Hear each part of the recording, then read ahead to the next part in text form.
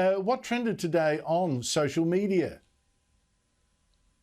Well, the number one trending topic on Twitter for a while was the phrase Prime Minister for Women, which, of course, as you've addressed earlier in the show, relates to the task force that Morrison is forming for sort of women's well-being in Parliament. Now, Andrew, why he thinks this is a good idea, I honestly have no clue, for a couple of reasons. The first is that given the events of last week, what was revealed about certain behaviour in Parliament, there is obviously a much broader toxic culture of sexuality and sexual behaviour within Parliament that goes well beyond treatment of women. I mean, it's not just about women here. There's a whole lot of issues that need to be addressed. I don't know how a task force for women is going to somehow heal all of the culture. And the second reason, Andrew, is I do not think this is a vote winner by any stretch of the imagination. I mean, Conservative voters are not interested in identity politics. They don't care about the gender of politicians. They don't care about the woke feminist narrative. They're interested in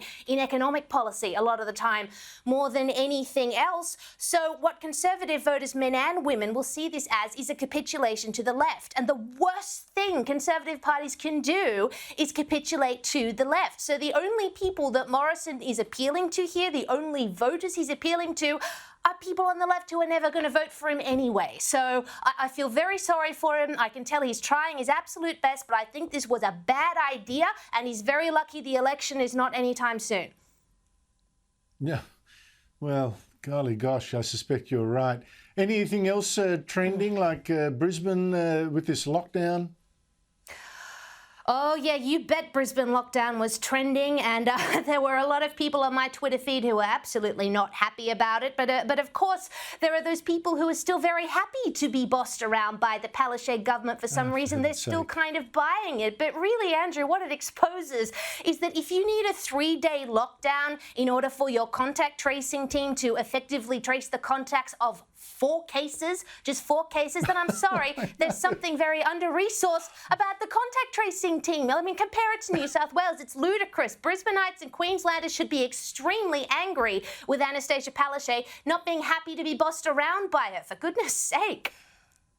I know, why these states, with the stakes so high, the costs so great, get these contact tracing, get the vaccination, just do that. Protect us from that. I mean, it's just so...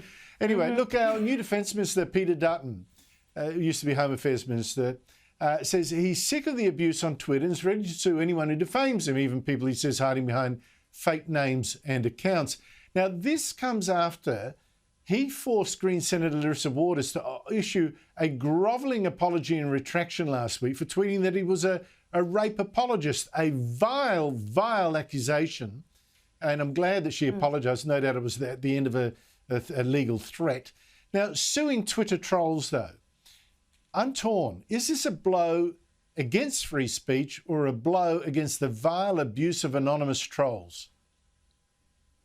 Look, I don't actually think it's a blow to free speech at all when you look at it from a philosophical perspective, because free speech is only free speech when it's not inflicting on other people's inherent rights. And depending on what school of thought you adhere to, according to Article 17 of the ICCPR, which is a human rights treaty that Australia is party to, people have a right to protect their reputations. I've got it here. They say people should not be subject to unlawful attacks on their honour and reputation, and everyone has the right to the protection of the law against such interference or attacks. And of course, unlawful attacks are terrible, defamatory, inflammatory comments like the ones that Larissa Waters made towards Peter Dutton. So look, if he wants to sue Twitter trolls under that philosophy, obviously Australia has never adopted the treaty officially, but it is the philosophy that underpins our defamation laws, then I say sue away, call out those trolls for their unlawful attacks on his honour and reputation, and I will be absolutely cheering him on.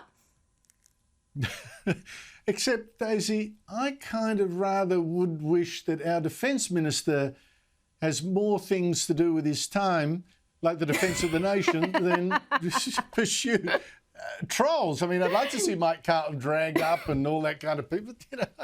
Call me silly. I'm all worried about China and all that kind of, but who knows? Look, a warning shot over someone's bows, that's fine. Daisy Cousens, thank you so much indeed for your time. Thank you, Andrew.